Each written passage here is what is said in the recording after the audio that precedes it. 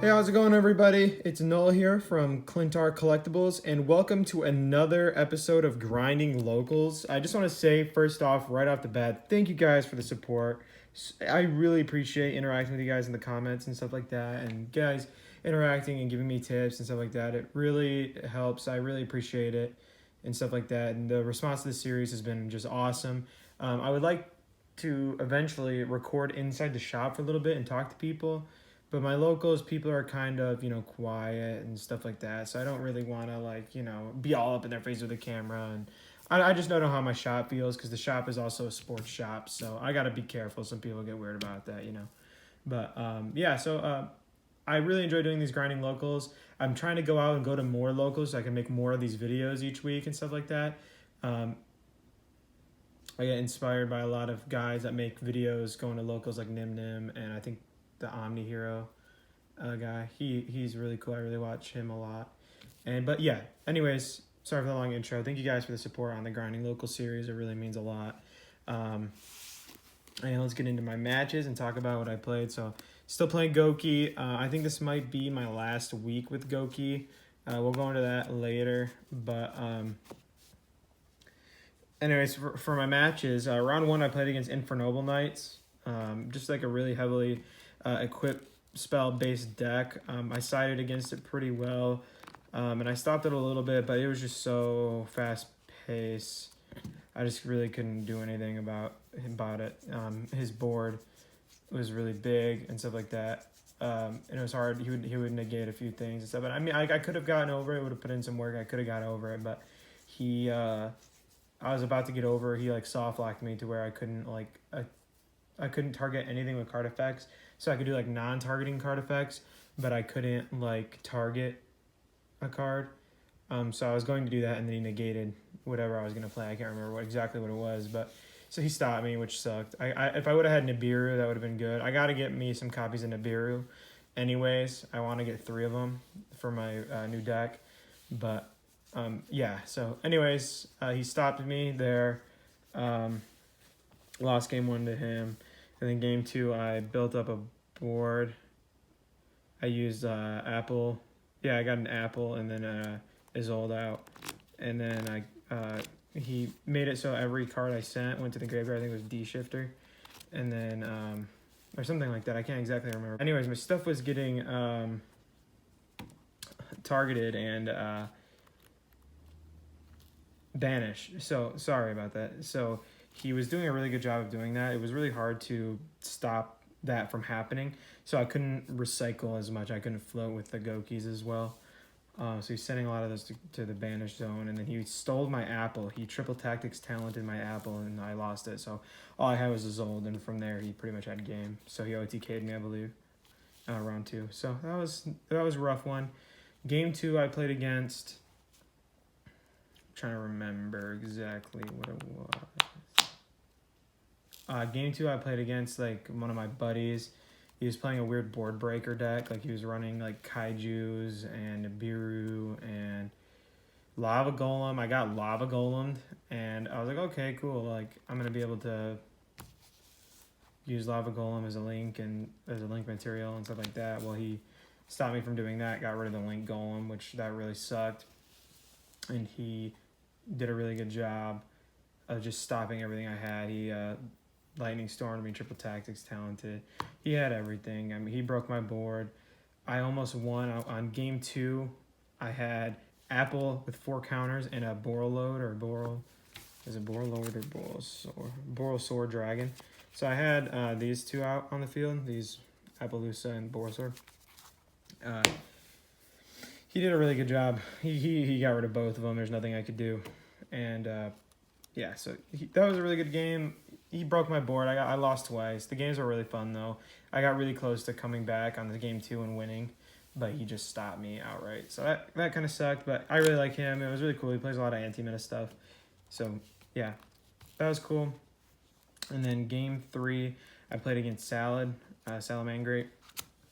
That me and this guy that play, we get really close to tying each week, and it gets really annoying because he asks a lot about what I'm doing, and then even though I played against him 5 times, and he'll take forever to take his turns, it feels like.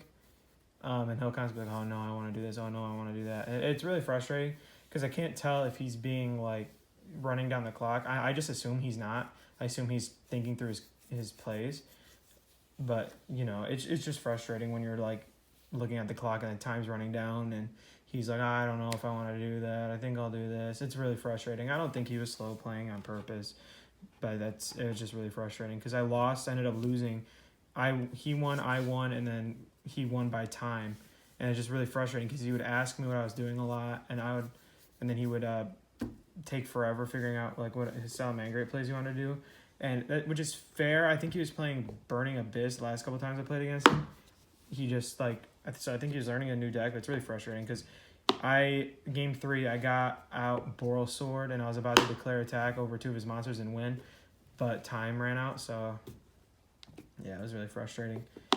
And I don't think he was purposely slow playing. I think it was just what happened. I think he, was just trying to think through his moves and stuff like that and being, trying to figure out what he wanted to do, which is whatever. It's just really frustrating when that's why you lose. It's really annoying. But he's a cool guy. He's always really nice. He's kind of sarcastic, but he's really, I don't have a problem. I think he's cool. And his buddy always sits and watches Doug. He's really cool. I really like Doug. And but anyways, game 1, he pretty much access code talkered me. I had no cards in hand or really anything to stop it. I was bluffing with a face down Goki rematch. So I scooped. And then game 2, I created a pretty killer board, but he Nibiru'd me. And so I got the token, and the token was a pretty big token. It was like 8,000 or 9,000 attack, 0 defense, and it's in defense position when summoned, and you can't like change position or whatever. But I ended up comboing into Goki Jet Ogre, and then I got Headbat in the hand with the Surges in the graveyard, and then special the Headbat, used Jet Ogre, switched everything on the field to attack, which included the token, and then attacked over Nibiru with the Nibiru token. And that's how I won. I remember Doug, his buddy, was losing it. He was like, holy crap, that's crazy. That was a pretty cool moment. And then game 3, I lost to time.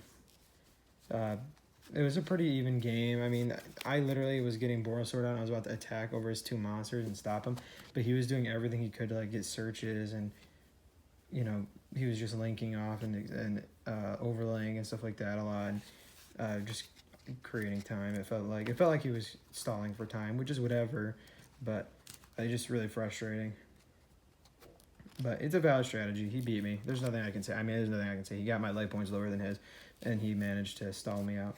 Our games, him and I, we always take forever with our games, so it's whatever. It's understandable. I almost won by timeout with him before, so it is what it is. It's just frustrating when like you could have won that if you had an extra 5 minutes. But anyways, let's get into the deck profile. It's going to be one of the last ones of Goki for a while. Got triple Suprex. I'm going to go over how to play these every time just for anybody that's new coming into the series. So if this is like your 3rd time, I understand if you don't want to watch this.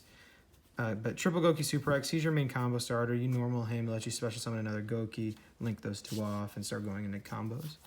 Triple Headbat. Why Headbat's so good, I think, is because I'll let you pitch a Goki from hand to the graveyard and special summon himself, targeting another Goki.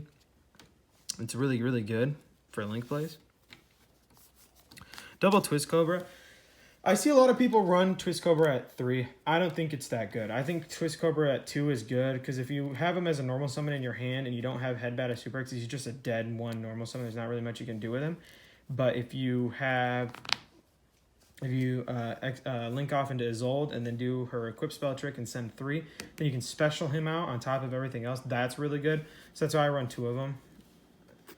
And then double Guts. Guts is just a 1-for-1 target. He's not too good. I use him for Headbat. And then Octo Stretch, Scorpio, and Bear Hug. The reason I do those cards, is because he's a 1-for-1 target as well, but he also is... sorry if you guys can't see, the light's kind of bright. So here, I'll hold these ones in my hand for you guys. So Octo Stretch, he's a 1-for-1 target. He's not very good. He's kind of like, you can banish him, I think, from your graveyard and reduce battle damage to 0 or something like that, or send him to your graveyard. He's okay, but you pretty much use them for a 1-for-1. Or when you search with the Zold, then one of the cards that you search has to be, you can't normal summon with it, and its effects can't be activated. So if I do that, I search for one of these three. So they're either good for that, or they're good for just headbat targets. So like if I get a Zold, and then I have like a Suprex and a Guts in the graveyard, let's say, I'll do Suprex search rematch, the Guts search headbat, and then Isolde search one of these guys.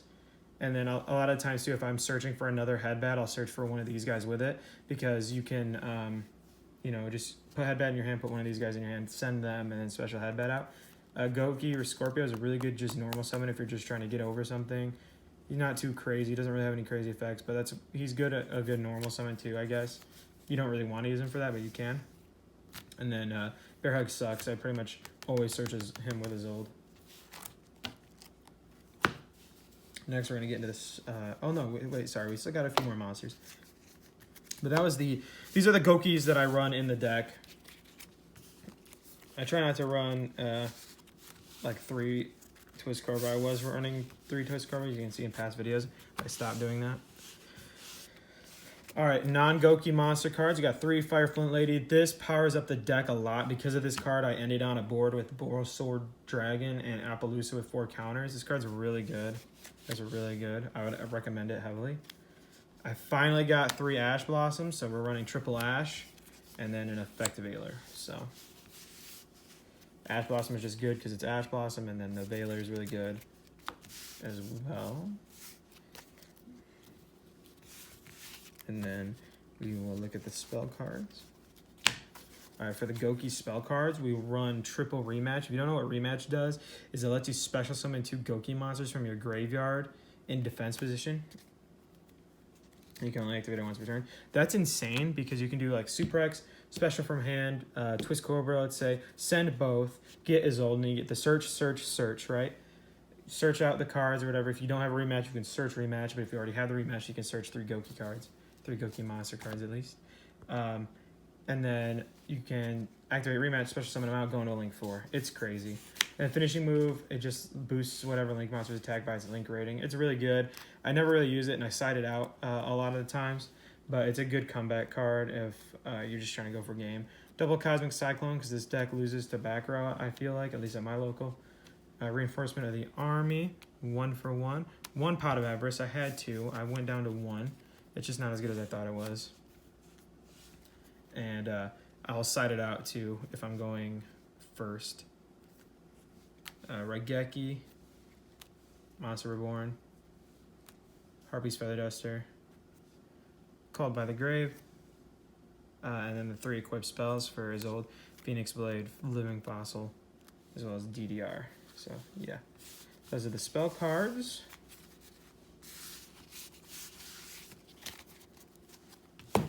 And then for the traps, we got triple Infinite Impermanence, and then a Psalm Strike. Psalm Strike is good because you can negate Nibiru. And this deck loses to Nibiru pretty hard. For Xyz, or for Link, or extra deck, Abyss Dweller, I've never brought him out. He's good. I just never played against a deck that I needed to do it again. I sided it in against like Tri-Brigade and stuff, but I didn't play against any Tri-Brigade today. Link Karibo, Isolde, Goki Jet Ogre, and then another Goki Jet Ogre. Nightmare Phoenix, Nightmare Unicorn. I'm really excited about the alternate art and max build for him. Goki the Great Ogre. Goki Thunder Ogre. Goki the Master Ogre. Goki Destroy Ogre. Goki the Giant Ogre. This card's really good. Lets you decrease his attack to negate cards. Pretty busted. Boral Sword Dragon. Appaloosa, who's like my favorite card in the deck. And then Underworld Goddess of the Closed World. That's the extra deck. I wish I would have gotten more Isolde than I might in the future. It just depends if I ever go play Goki again. I'm going to keep this deck built for casual duels and stuff like that. But, yeah. That's the extra deck. Side deck. We got Dino Wrestler Pinkertops. This card actually helped me out a lot. I sided into it game 2 against the Salamangreat player, and it helped a lot. stop me from losing to their trap card. One Lancia. It sucks that I only have one Lancia. I actually traded for two the day of, two Lancias, but I just didn't put them in here because we were already there. But yeah, so now I have triple Lancia, which is nice. Double Droll. I sided into it a bunch of times, never drew into it. Two Phantasme. These cards came in clutch because it's the reason why I won my game 2 against the Salamangreat player. Really good. I special Phantasme, draw the 2, and reshuffle the 1. And I drew into Ash Blossom. So, pretty good. Dark Hole, Book of Moon, Lightning Storm. This card helped me out a lot. I drew into it when I sided going second. Forbidden Chalice, Karma Cut, Torrential Tribute, Warning Point, Solemn, and then Double Solemn Warning. So, yeah, that's this side deck. Pretty decent. Not the craziest side deck of all time, but for what it is, it's not bad. I'm just using stuff I have. I'm definitely, if I play Goki again, putting the double Lancia in there. So I'll have triple Lancia, and that'll be nice to stop certain cards. And, yeah, so it's probably my last time for a while playing Gokis in tournament. We'll see. It depends if all my VW stuff is here by next week, which hopefully it will be. And then I'll be playing Virtual Worlds, which will be exciting because it'll be meta. And I get a chance to actually play a good modern deck. You know, Gokis are fun and they're pretty solid, but they're definitely outdated, and I can feel that while I'm playing the deck. They just feel like they're outdated. But I mean, I like them. It's not that I don't like them. It's actually one of my favorite decks, and I'm glad I played it because it taught me a lot about the modern state of Yu-Gi-Oh! And how like link summoning works and link climbing and all that stuff. So I'm really glad that I played this deck. I've had a lot of fun with it. Thank you guys for the support on the series. I really, really appreciate it. You guys are awesome. I hope you guys don't all leave when I switch from Goki. But I really appreciate it. If there is any Goki support coming out soon, I will use this at a locals, even if I'm still playing Virtual World or whatever I'm playing at the time. If Goki support comes out, I'm going to leave this deck built just like this. I'm going to swap some cards out, obviously, but I'll keep the sleeves empty so I know what I'm missing from it. But I'm going to keep the deck built so that way if Goki support comes out, I can play this at a local and tell you about the Goki support cards and tell you if they're good or they're not good or whatever. So keep an eye on that. And yeah, so I hope you guys are excited for the next video. Hopefully I'll be playing Virtual World. Thank you guys for supporting the series so much. We here at Clintar Collectibles are really excited to be making videos for you guys, and we really appreciate the support. Austin, the other member of Clintar Collectibles, he is working on some structure deck videos for you guys. Got some of those coming out. Gonna keep doing grinding locals. I didn't go last week because a lot of the locals just weren't doing anything for some reason. But this week I went, and then hopefully I'll go next week. It just depends on how busy we are and stuff like that. It's also starting to snow out here, so if the roads are really bad, I won't go. But I'll try to make a video. I think I'll make a Virtual World deck profile video when I get all the cards in, and then we'll do a grinding locals after that. So, but yeah, we'll see how it goes. And yeah, so thank you guys for supporting the video. I really appreciate it. And I'll see you guys in the next video. Goodbye.